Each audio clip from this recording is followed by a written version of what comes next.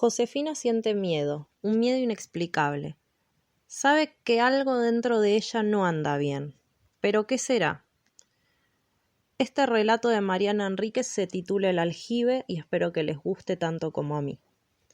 Josefina recordaba el calor y el hacinamiento dentro del Renault 12, como si el viaje hubiera sucedido apenas unos días atrás y no cuando ella tenía 6 años, pocos días después de Navidad, bajo el asfixiante sol de enero. Su padre manejaba casi sin hablar, su madre iba en el asiento de adelante y en el de atrás Josefina había quedado atrapada entre su hermana y su abuela Rita, que pelaba mandarinas e inundaba el auto con el olor de la fruta recalentada. Iban de vacaciones a Corrientes, a visitar a los tíos maternos, pero eso era solo una parte del gran motivo del viaje, que Josefina no podía adivinar. Recordaba que ninguno hablaba mucho. Su abuela y su madre llevaban anteojos oscuros y solo abrían la boca para alertar sobre algún camión que pasaba demasiado cerca del auto o para pedirle a su padre que disminuyera la velocidad, tensas y alertas a la espera de un accidente. Tenían miedo. Siempre tenían miedo.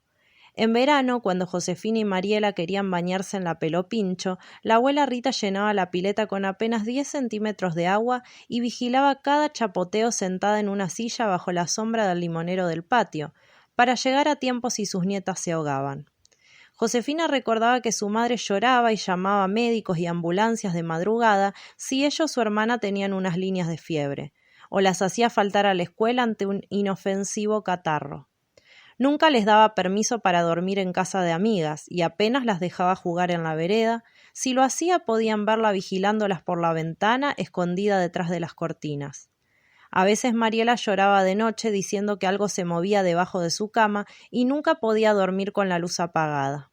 Josefina era la única que nunca tenía miedo, como su padre, hasta aquel viaje a Corrientes. Apenas recordaba cuántos días habían pasado en casa de los tíos, ni se habían ido a la costanera o a caminar por la peatonal, pero se acordaba perfectamente de la visita a la casa de doña Irene. Ese día el cielo estaba nublado, pero el calor era pesado, como siempre en Corrientes antes de una tormenta. Su padre no las había acompañado, la casa de doña Irene quedaba cerca de la de los tíos, y las 4 habían ido caminando acompañadas de la tía Clarita. No la llamaban bruja, le decían la señora. Su casa tenía un patio delantero hermoso, un poco demasiado recargado de plantas, y casi en el centro había un aljibe pintado de blanco. Cuando Josefina lo vio se saltó de la mano de su abuela y corrió ignorando los aullidos de pánico para verlo de cerca y asomarse al pozo. No pudieron detenerla antes de que viera el fondo y el agua estancada en lo profundo. Su madre le dio un cachetazo que la habría hecho llorar si Josefina no hubiera estado acostumbrada a esos golpes nerviosos que terminaban en llantos y abrazos y mi nenita, mira si te pasa algo». Algo como qué, había pensado Josefina, si ella nunca había pensado en tirarse, si nadie iba a empujarla, si ella solo quería ver si el agua reflejaba su cara como siempre sucedía en los aljibes de los cuentos, su cara como una luna con cabello rubio en el agua negra. Josefina la había pasado bien esa tarde en casa de la señora. Su madre, su abuela y su hermana, sentadas sobre banquetas, habían dejado que Josefina curioseara las ofrendas y chucherías que se amontonaban frente a un altar. La tía Clarita respetuosa esperaba mientras tanto en el patio fumando.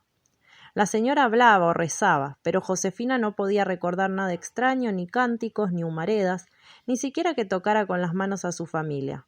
Solamente le susurraba lo suficientemente bajo como para que ella no pudiera escuchar lo que decía, pero no le importaba. Sobre el altar descubría escarpines de bebé, ramos de flores y ramas secas, fotografías en color y blanco, negro, cruces decoradas con lazos rojos, estampitas de santos, muchos rosarios, de plástico, de madera, de metal plateado, y la fea figura del santo al que su abuela le rezaba, San la Muerte. Un esqueleto con su guadaña repetida en diferentes tamaños y materiales, algunas veces tosco, otras tallado al detalle con los huecos de los globos oculares negrísimos y la sonrisa amplia. Al rato Josefina se aburrió y la señora le dijo: «Chiquita, ¿por qué no te acostás en el sillón? Andá». Ella lo hizo y se durmió al instante sentada.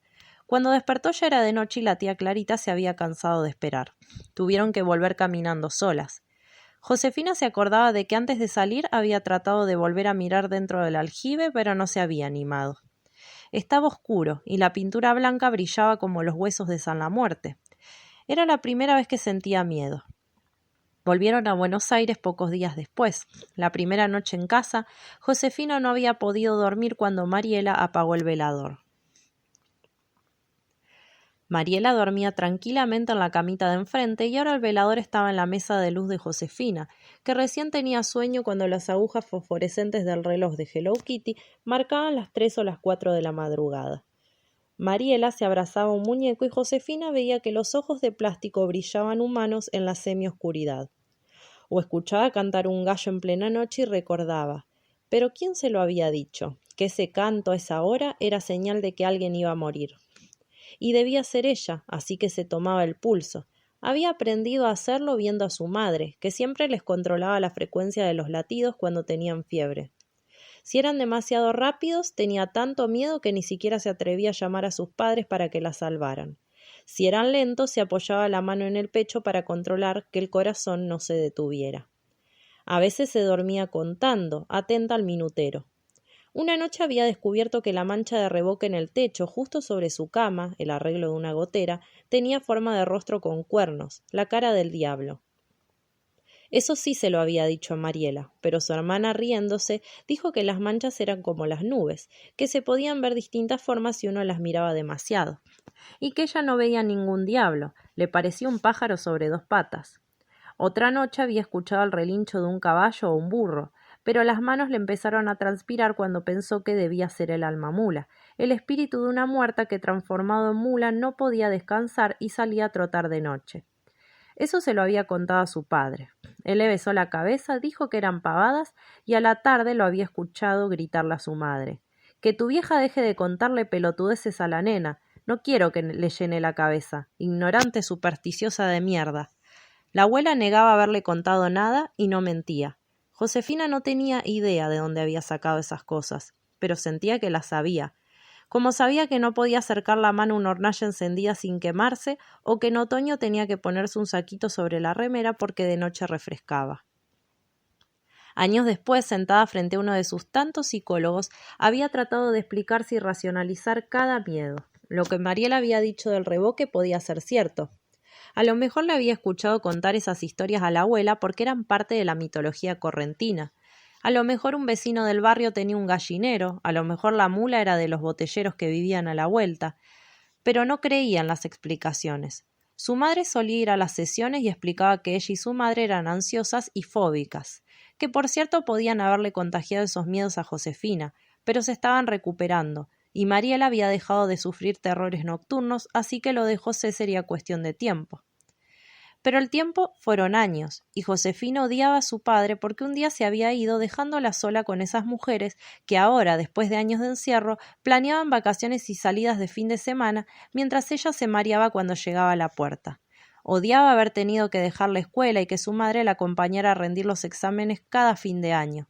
Odiaba que los únicos chicos que visitaban su casa fueran amigos de Mariela. Odiaba que hablaran de lo de José en voz baja, y sobre todo odiaba pasarse días en su habitación leyendo cuentos que de noche se transformaban en pesadillas.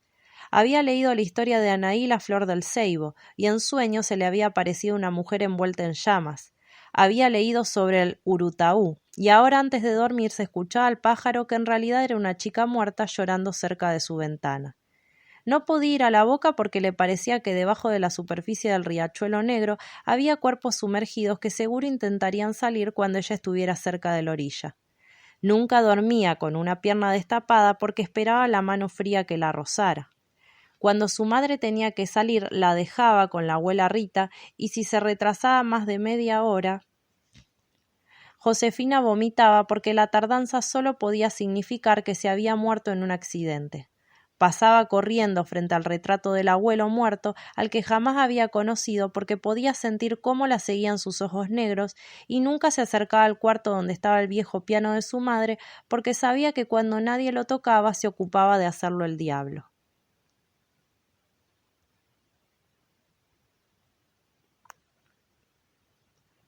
Desde el sillón, con el pelo tan grasoso que parecía siempre húmedo, veía pasar el mundo que se estaba perdiendo. Ni siquiera había ido al cumpleaños de 15 de su hermana, y sabía que Mariela se lo agradecía. Iba de un psiquiatra a otro desde hacía tiempo, y ciertas pesadillas le habían permitido empezar la secundaria, pero solo hasta tercer año, cuando había descubierto que en los pasillos del colegio se escuchaban otras voces bajo el murmullo de los chicos que planeaban fiestas y borracheras, cuando desde adentro del baño, mientras hacía pis, había visto pies descalzos caminando por los azulejos y una compañera le dijo que debía ser la monja suicida que años atrás se había colgado del mástil. Fue inútil que su madre y la directora y la psicopedagoga le dijeran que ninguna monja se había matado jamás en el patio. Josefina ya tenía pesadillas sobre el Sagrado Corazón de Jesús, sobre el pecho abierto de Cristo que en sueños sangraba y le empapaba la cara, sobre Lázaro, pálido y podrido levantándose de una tumba entre las rocas, sobre ángeles que querían violarla. Así que se había quedado en casa y de vuelta a rendir materias cada fin de año con certificado médico. Y mientras tanto, Mariela volvía de madrugada en autos que frenaban en la puerta y se escuchaban los gritos de los chicos al final de una noche de aventuras que Josefina ni siquiera podía imaginar. Envidiaba a Mariela incluso cuando su madre le gritaba porque la cuenta del teléfono era impagable. Si ella solo hubiera tenido alguien con quien hablar, porque no le servía el grupo de terapia, todos esos chicos con problemas reales, con padres ausentes o infancias llenas de violencia que hablaban de drogas y sexo y anorexia y desamor.